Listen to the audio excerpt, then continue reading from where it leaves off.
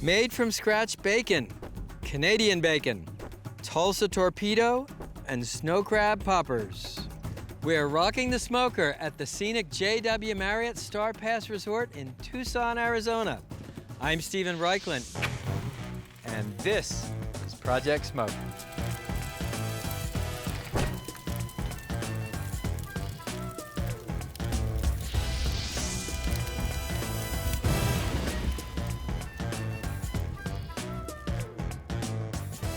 All right, sir. In the beginning, there was bacon. In the middle, and the end too.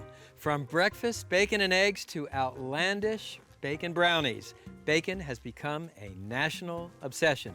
Today, I'm going to show you how to cure and smoke belly bacon and Canadian bacon, then use them to make a Tulsa Torpedo and bacon snow crab poppers. It's Bacon 24/7 here on Project Smoke.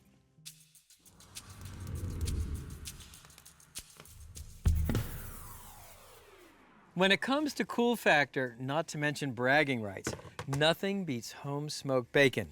This is a 5-pound slab of pork belly from a heritage hog called a Berkshire.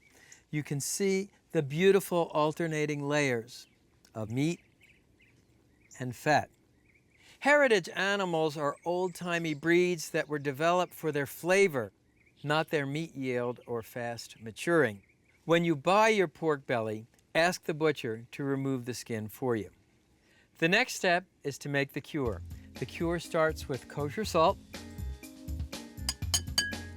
freshly ground black pepper, brown sugar, and pink salt, sometimes known as Prague powder, a curing salt that contains sodium nitrate.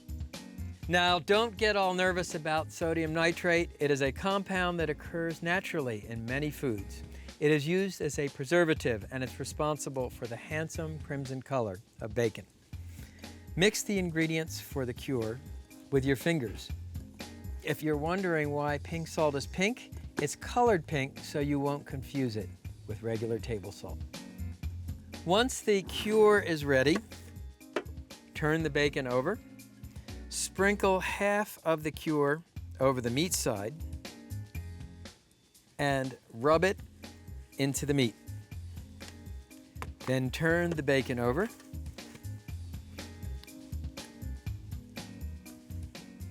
Bacon was originally salt cured to preserve it in an age without refrigeration. And don't forget to put cure on the sides. Once the pork belly is completely coated with the cure, place it in a heavy-duty resealable plastic bag.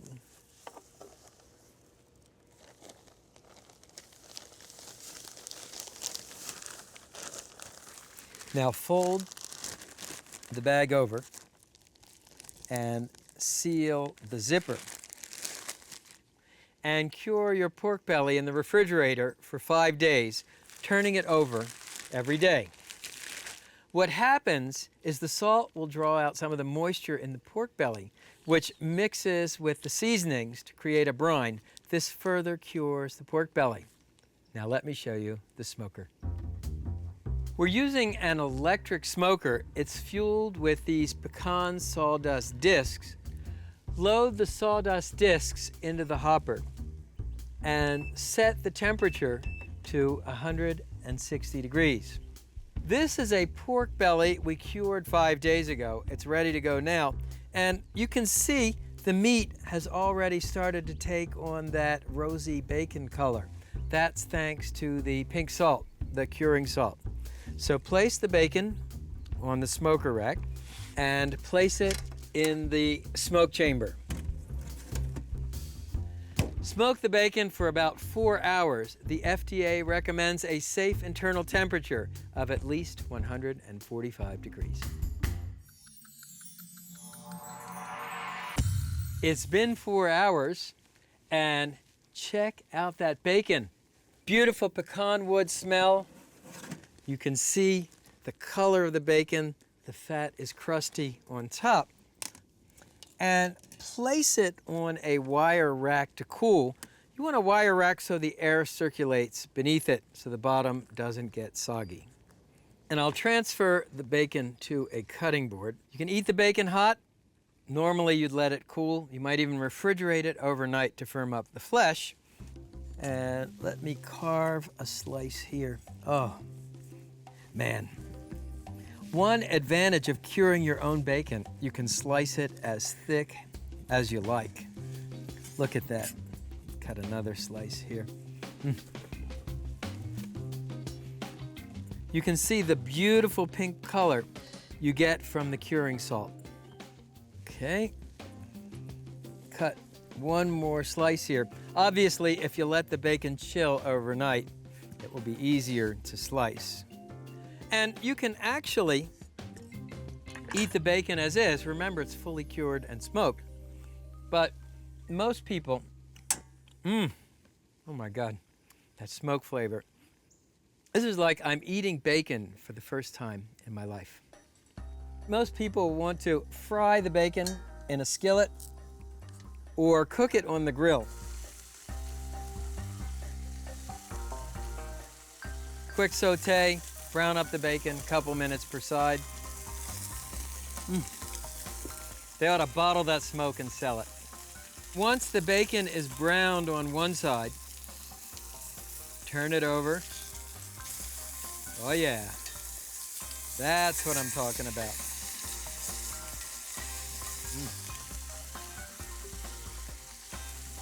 Okay, transfer the bacon to a plate or platter.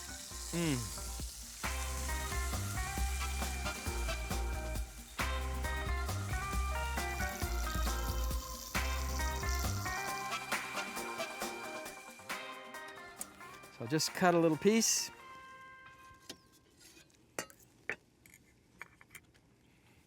Oh man, this is everything you dream about in bacon. It's a little sweet, a little salty, nice smoke flavor, but above all, you taste the pork. Up next, Canadian bacon. You cure and smoke yourself. You gotta take that out and clean it, leave it open. What are we doing? We're prepping for the next Canadian bacon recipe. We're preparing charcoal for that. It'll be mixed with hickory. What's your title here? I'm the international smoke and fire wrangler on the set.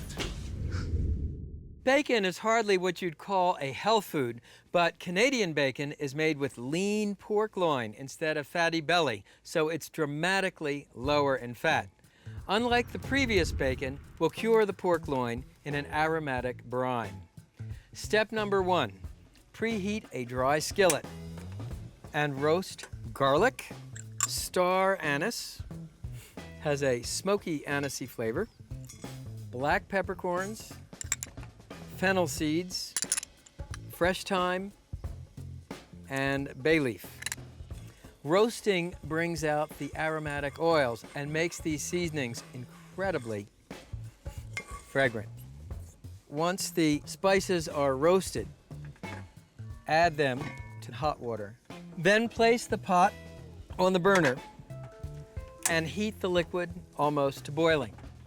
Our next flavoring is fresh fennel. You could think of this as licorice-flavored celery. I'm using fennel stalks, which I'll cut crosswise into 1/4-inch slices. So gather up your sliced fennel stalks and add them to the brine. You can see we're kind of playing a licorice thing here with the fresh fennel, the dried fennel seeds, and the star anise. Now, whisk in kosher salt, granulated sugar, and pink curing salt, and whisk until these ingredients are dissolved. Then add the ice water. This will cool the brine to room temperature, at which point it's safe to pour over the meat. This is a 3-pound pork loin. You can see it's dramatically leaner than a pork belly. To speed up the brining process, use an injector. Plunge it into the brine, pull the plunger back to load the injector, then insert the injector needle into the center of the pork loin and inject the pork loin with brine.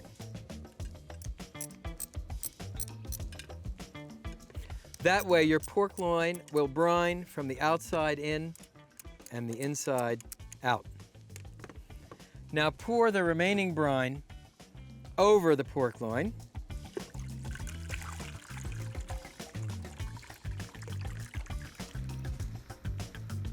Then cover the pork with plastic wrap and brine it in the refrigerator for 5 days, turning the pork twice a day so it brines evenly. So here's a pork loin we brined 5 days earlier.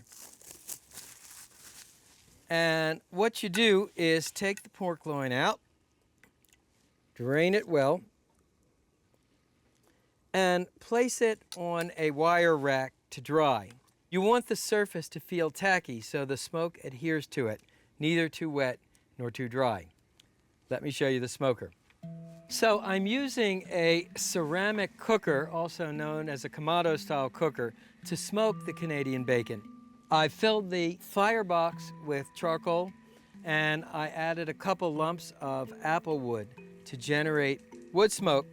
There is a heat diffuser, also known as a convector plate, over the coals under the grate. This diffuses the heat. To maintain a consistent temperature in the cook chamber, I'm using a digital temperature controller. There is a fan here that controls the airflow and a digital controller here. You clip the thermocouple to one of the grill grates and that measures the temperature in the cook chamber. Place the Canadian bacon on the grate over the heat diffuser, and to monitor the internal temperature of the Canadian bacon, insert the meat probe deep into the pork loin. Now, close the cooker. You're working at 225 degrees, approximate cooking time, 4.5 to 5 hours. You'll cook to an internal temperature of 160 degrees. I hear the alarm beeping. So let's check the Canadian bacon. I'll just shut off the alarm. Look at that. So take out the heat probe.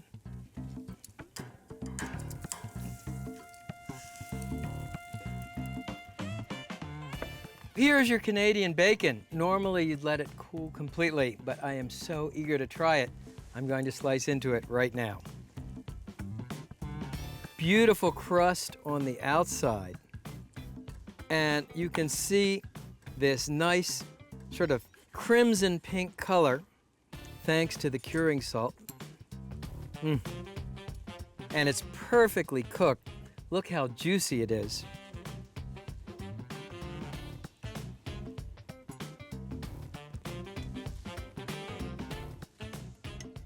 All right, so let's take a slice. See how we did. Oh man, this is so flavorful. You get the sweetness of the fennel and sugar, the saltiness of the cure, lots of nice wood smoke. And you know, a lot of commercial bacon never sees the inside of a smoker or smokehouse. It's flavored with liquid smoke. So when you make your own bacon, your own Canadian bacon, you can guarantee you're getting the real McCoy. Poppers have been a fixture on the barbecue circuit for years. Traditionally, they are made by stuffing jalapeno chilies with either cream cheese or pepper jack cheese, wrapping them in bacon, smoking them. I had the idea to stuff half jalapenos with cream cheese and snow crab, a delicate cousin of the king crab. Again, wrap it in bacon, smoke it in a smoker, and by only stuffing half a pepper, you infuse the filling with more wood smoke than you would if you used a whole jalapeno chili. Slice 12 jalapeno chilies in half lengthwise and scrape out the pith and seeds. Stuff them with cream cheese, pieces or shreds of snow crab or king crab, lemon zest, smoked paprika, and mix these ingredients together. Stuff the mixture into the jalapeno chilies.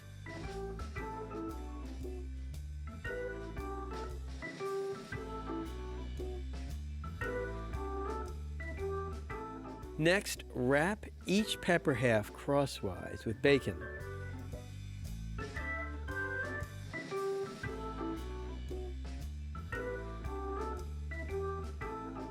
Secure with a toothpick.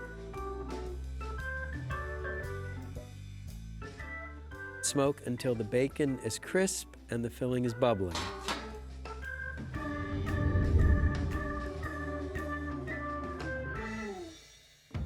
What do we got going on in there now? This is a Tulsa Torpedo, which is a Polish sausage wrapped with breakfast sausage, studded with spicy sausage, wrapped in a bacon weave for maximum pork enjoyment. In the annals of American barbecue, there are a lot of outrageous dishes, but none can rival what I call the Tulsa Torpedo. It consists of a bacon weave wrapped around a log of pork sausage, stuffed with kielbasa, hot links, and pepper jack cheese. It's a cardiologist's nightmare, not to mention completely and outrageously delicious. Sometimes less is more. Sometimes more is more. It's hard to imagine a more unrepentantly rich dish than the fatty served at Burnco Barbecue in Tulsa, Oklahoma. Here's the Project Smoke version, and it starts with a bacon weave. Lay out 8 strips of bacon parallel, one next to the other. Now fold every other strip in half through the middle. Lay a 9th strip of bacon perpendicular to the other strips. Then refold the folded bacon over this strip. Lift up now with the other strips. It's easier to see than to describe. And fold down. Now do the same from the other side. So 1,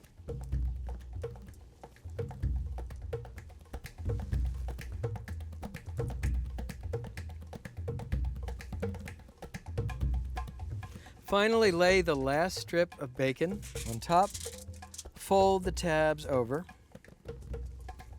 and here's your bacon weave. Now the next step, take about 2 pounds of pork breakfast sausage. We were lucky enough to get Mangalitsa pork. That is a heritage breed raised for its flavor instead of its meat yield. And turn this onto a second sheet of aluminum foil. Remove the pan and the plastic wrap, and pat the pork into a rectangle roughly the size of your bacon weave. Next, add a layer of thinly sliced pepper jack cheese. I told you this was excessive. Arrange another layer of cheese right beneath the first. The idea is to cover 3/4 of the sausage with the cheese. Next, take 2 kielbasa or other smoked sausages. You see I cut the ends off so I can butt them up together. And finally, arrange thinly sliced hot links over the cheese.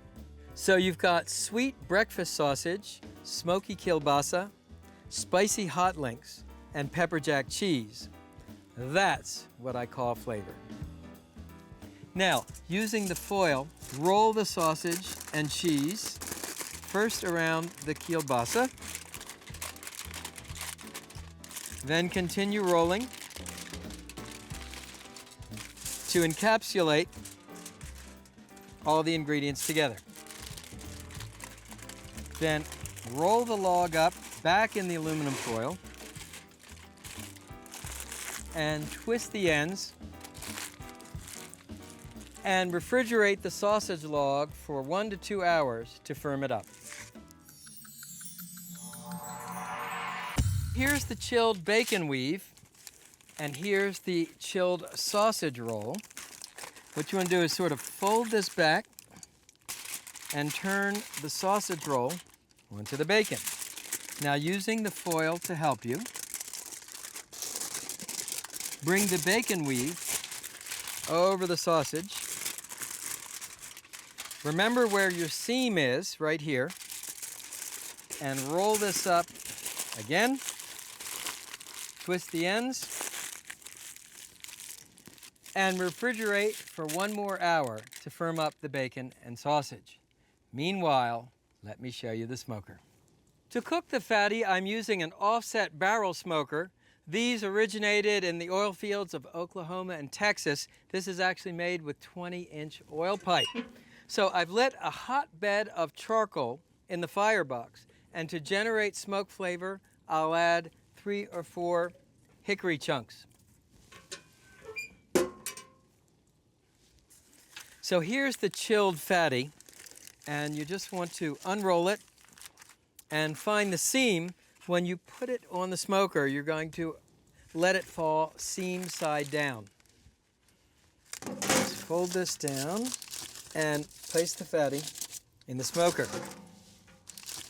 Looks amazing, doesn't it? That plaid makes me think of the Burberry of barbecue. Close the smoker lid. Cooking temperature, 275. Cooking time, about 2.5 to 3 hours.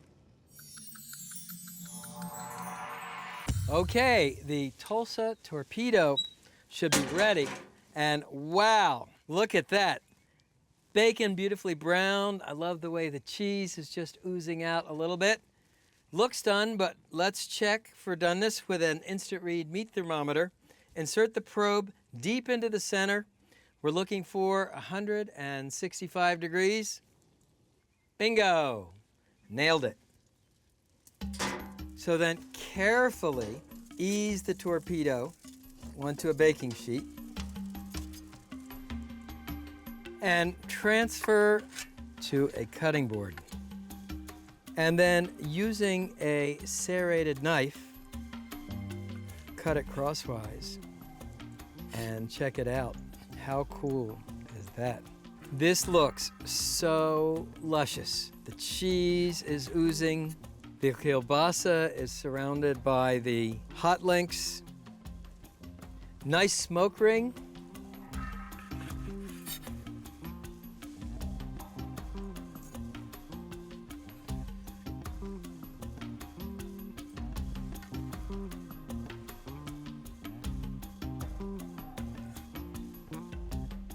And here's the moment I've been waiting for.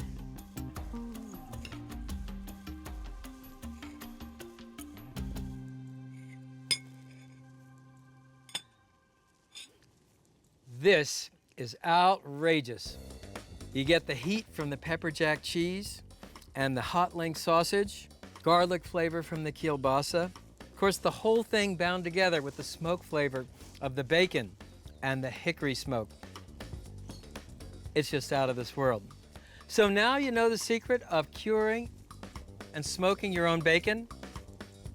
Bacon crab poppers and Tulsa Torpedo. Send us photos of your smoke masterpieces. See you next time. Show like this takes courage, tempered with mercy. That's how we get it done. I'm Stephen Raichlen, and this is Project Smoke. Did you want me to stop?